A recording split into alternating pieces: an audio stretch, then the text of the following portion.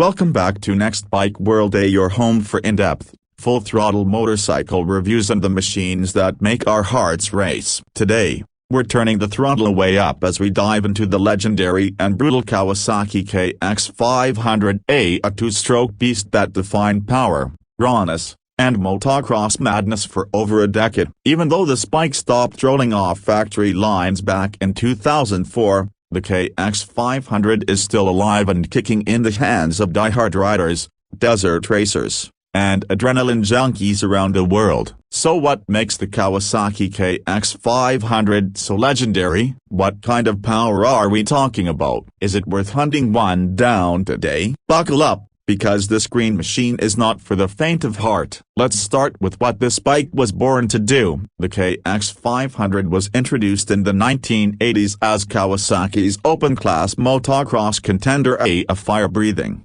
two-stroke titan built to dominate rough terrain and annihilate the competition. By the time it reached its final form in the late 1990s through 2004, it had become one of the most powerful and raw motorcycles ever put into a motocross chassis. At the heart of the KX500 lies a monstrous 499cc, liquid-cooled, two-stroke single-cylinder engine. This engine isn't just about displacement, it's about delivery, with around 63 to 65 horsepower and torque numbers that would make even some 450cc four-strokes blush. The KX500 is a freight train of acceleration from the moment you crack the throttle. Unlike modern four-strokes that deliver smooth and manageable power, the KX500 throws all its energy at you like a punch in the chest. There's no traction control, no electronic rider aids. It's you, the throttle, and pure, unfiltered fury. And it's not just about straight-line speed. This engine is legendary for how it shreds through dunes,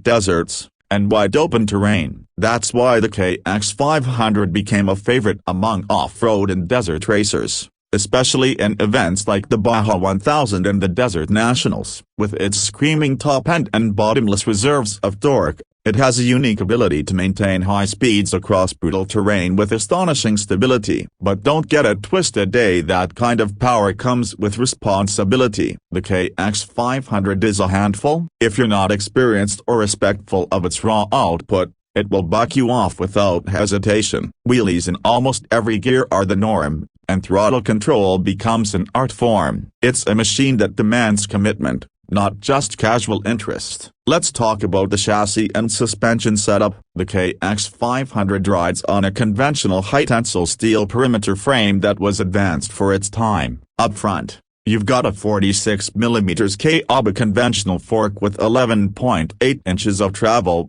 fully adjustable, and in the rear, a unitrack single shock with 13.2 inches of travel. That's serious travel, giving it the kind of plushness you need for motocross hits or high-speed desert whoops. The geometry is aggressive but not twitchy. Kawasaki managed to keep it stable at speed while still being responsive in the corners. In terms of weight, the KX500 clocks in at around 220 to 230 pounds dry light by today's four-stroke standards, especially considering the engine size. That means the power-to-weight ratio is absolutely off the charts. In capable hands, it can outrun modern bikes in the right conditions. The brakes are another interesting talking point. Up front, you get a 250mm disc, and in the rear, a 240mm disc. Not huge by modern standards, but they get the job done, especially since there's not a ton of extra weight to slow down. Still,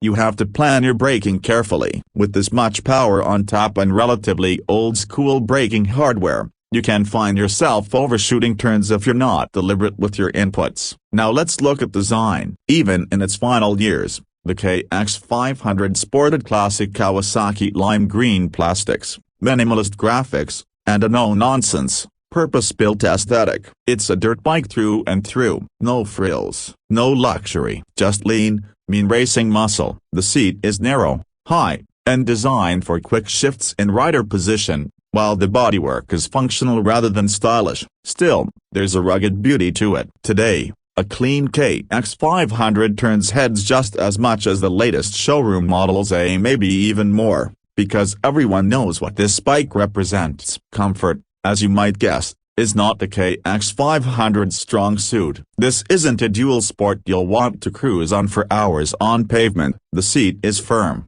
the ride is stiff, and the vibrations from that massive two-stroke engine can be pretty intense. But none of that matters when you're flying through open terrain, slicing through dirt and roosting like a wild animal. Fuel economy, that's another area where the KX500 reminds you it's a high-performance, old-school two-stroke. Don't expect long range as the standard fuel tank holds about 2.5 gallons, and if you're on the throttle hard, you'll be looking for gas in less than an hour. But in off-road racing or fast-paced trail rides, that's usually enough to get you to a pit or a refueling point. One of the standout characteristics of the KX500 is its adaptability. Over the years, riders have turned these machines into sand-dragged monsters, supermoto beasts, and even hill climb champions. Its massive torque and relatively light frame make it incredibly versatile if you're willing to customize and tune it. Some custom builds even drop this engine into modern aluminum chassis or use it as the heart of hybrid supercross machines. It's become something of cult favorite for builders and tuners who want something totally unique and terrifyingly fast. Now,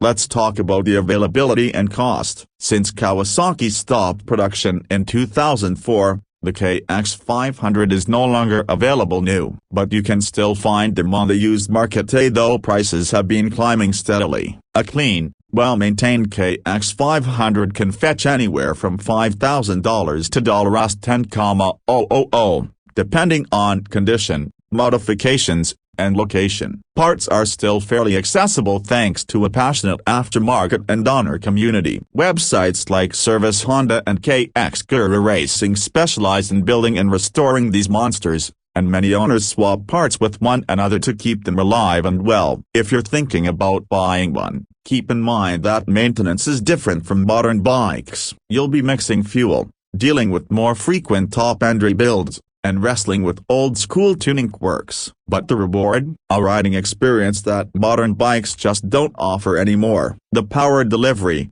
the sound, the smell of premix, and that feeling of controlling something that's barely been tamed. It's an addiction for many riders. So, who is the KX500 really for? It's not for beginners. It's not for the faint of heart. It's for experienced riders who want raw, unapologetic performance. It's for off-road racers who need a bike that can still dominate wide-open terrain. And it's for collectors or enthusiasts who want a piece of motocross history that will still hold its own against today's machines in the right hands. The Kawasaki KX500 may be a relic in terms of production dates, but in terms of performance and presence, it's as alive today as it was when it rolled out of the factory gates over 20 years ago. It's a living legend, a fire-breathing dinosaur that refuses to go extinct. In a world where everything is going electric and automated, the KX500 stands tall as a reminder of what motorcycles used to be: a wild, loud, and gloriously untamed. That's it for today's deep dive on the Kawasaki KX500. Let us know in the comments. Say, have you ever ridden one of these beasts? Would you own one today? Or is it just too much bike for the modern world? Don't forget to like, subscribe, and smash that notification bell for more legendary two-wheel machines right here on Next Bike World. Until next time, ride safe, stay wild, and keep that throttle pinned.